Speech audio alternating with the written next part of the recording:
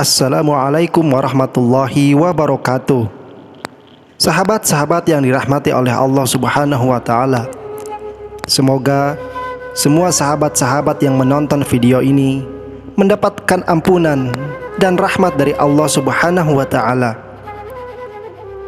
Bantu dakwah kami dengan like, subscribe, dan share channel ini.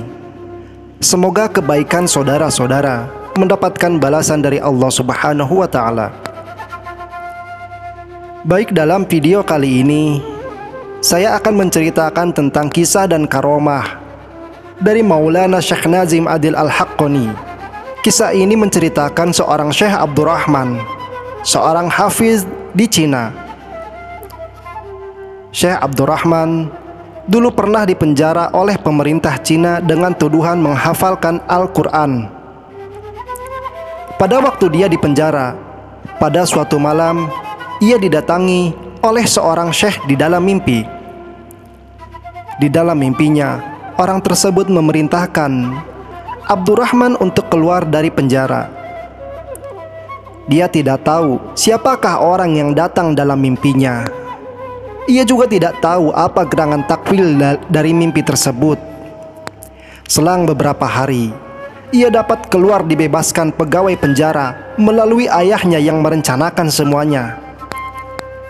Setelah keluar dari penjara, sang ayah meminta Abdurrahman untuk segera meninggalkan Cina, dan negara yang dituju adalah Turki. Tibalah ia di Turki. Ia memilih menetap di pemukiman kaum muslimin. Hingga pada suatu waktu, ia mendapati orang yang hadir dalam mimpinya pada sebuah acara televisi. Ia lantas bertanya tentang biografi orang tersebut dan di mana dia tinggal. Sontak para tetangganya memberikan informasi dengan detail bahwa orang yang dia temui dalam mimpinya dan yang berada dalam siaran TV adalah Maulana Syekh Nazim Adil Haqqani.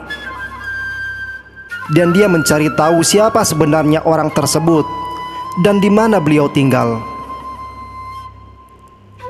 Ia tidak sabar untuk menemuinya. Ia langsung berkemas dan berangkat menuju alamat yang telah diberikan oleh kenalannya. Tapi di tengah perjalanan, dia dibuat tersesat oleh seorang Wahabi. Ia menanyakan alamat kepada Wahabi tersebut dan dia memberikan petunjuk palsu. Dengan susah payah, akhirnya ia menemukan alamat yang dituju. Ia memilih saf paling depan agar dapat leluasa memandang Syekh Nazim. Ketika Syekh Nazim tiba dan telah duduk di tempatnya, Abdurrahman mengarahkan pandangnya kepada Syekh Nazim. Syekh Nazim tersenyum kemudian berkata, "Kamu hafal Al-Quran?" Ia menjawab, "Ya, benar Syekh." "Sekarang bacakan beberapa ayat untukku." Abdurrahman membacakan beberapa ayat.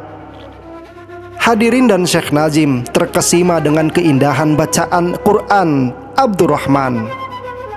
Semenjak saat itu, setiap ada majelis pengajian, dia yang menjadi qori.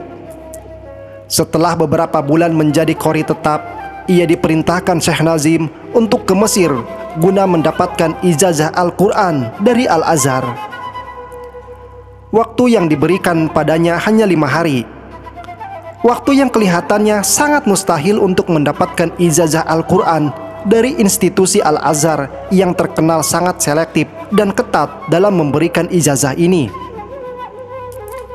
Bahkan para syekh-syekh besar perlu waktu berbulan-bulan untuk mendapatkan ijazah. Tapi apa boleh buat, begitulah perintah Syekh Nazim kepadanya.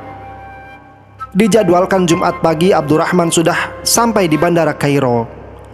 Agenda hari pertama adalah berziarah ke makam Sayyidina Husain alaihissalam, cucu Rasulullah sallallahu alaihi wasallam. Dilanjutkan sholat Jumat di tempat yang sama. Di saat menunggu sholat Jumat, telinganya mendengar lantunan Al-Quran dari Masjid Al-Azhar. Ia menanyakan siapa yang sedang melantunkan Al-Quran itu. Apakah suara itu berasal dari kaset atau sang qori yang sedang melantunkannya? Ternyata sang qori adalah Syekh At-Tablawi. qori yang digandrunginya. Ia kemudian ke Masjid Al-Azhar. Setelah sholat, ia menyambangi Syekh At-Tablawi. Ia memperkenalkan diri untuk kemudian memperdengarkan bacaan kepada Syekh At-Tablawi. Selesai ia menonton Syekh At-Tablawi untuk memberikan ijazah. Syekh At-Tablawi berjanji akan memberikan ijazah esok hari di kediamannya. Pada hari yang sama, ia menghadiri majelis Al-Quran Syekh Abdul Hakim Abdul Latif. Beliau meminta Abdurrahman memperdengarkan bacaannya. Syekh Abdul Hakim puas dengan bacaan Abdurrahman. Akan tetapi beliau tidak berkenan memberikan ijazah kecuali jika Abdurrahman memperdengarkan Al-Quran secara utuh. Setelah hari pertama ia mendapatkan keajaiban.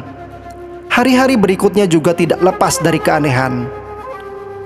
4 hari sisa kunjungannya di Mesir akan ia gunakan untuk menghadiri pengajian-pengajian Al-Quran. Salah satu tempat yang dituju adalah pengajian yang diasuh oleh Syekh Al-Musa'urawi. Ia diuji kecakapannya dalam membaca Al-Quran oleh Syekh. Pertanyaan-pertanyaan sulit semuanya dapat diatasi. Akhirnya Syekh Al-Musa'urawi memberikan ijazah. Dalam waktu yang singkat, Abdurrahman telah mendapatkan ijazah dari 2 ulama Al-Quran terkemuka di bumi Kinanah. Apakah persoalan sudah tuntas? Belum. Persoalan terakhir yang dihadapi adalah pengesahan ijazah oleh institusi Al-Azhar.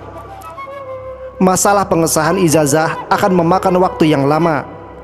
Maklum, urusan birokrasi di sini terkenal sangat lama dan lelet.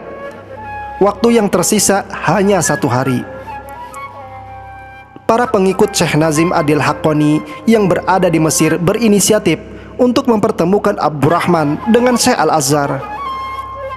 Syekh Ahmad At-Tayyib. Pertemuan dengan Syekh Ahmad At-Tayyib berlangsung di hari akhir kunjungannya, tepatnya beberapa jam sebelum pulang ke Turki. Setelah menceritakan sekelumit perjalanan hidupnya dan tugas yang dibebankan oleh Maulana Syekh Nazim Adil Haqqani kepada dirinya, ia lantas mengutarakan tujuan utama menghadap Syekh Al-Azhar. Tujuannya adalah meminta bantuan agar dipermudah untuk mendapatkan pengesahan ijazah Al-Quran oleh Al-Azhar. Syekh Ahmad Al-Tayyib langsung menghubungi Majmu' Buhuts, lembaga yang berwenang mengurusi hal tersebut. Akhirnya urusan pengesahan dapat berjalan dengan lancar. Ia kembali ke Turki dengan senyum mengembang. Hanya 5 hari dia mendapatkan ijazah Al-Quran berkat karomah Sultan Aulia Maulana Syekh Nazim Adil Al-Haqqani An-Naqsabandi. Semoga Allah Azza wa Jalla senantiasa menaikkan maqam Maulana Syekh Nazim. Amin amin ya rabbal alamin. Wallahu alam.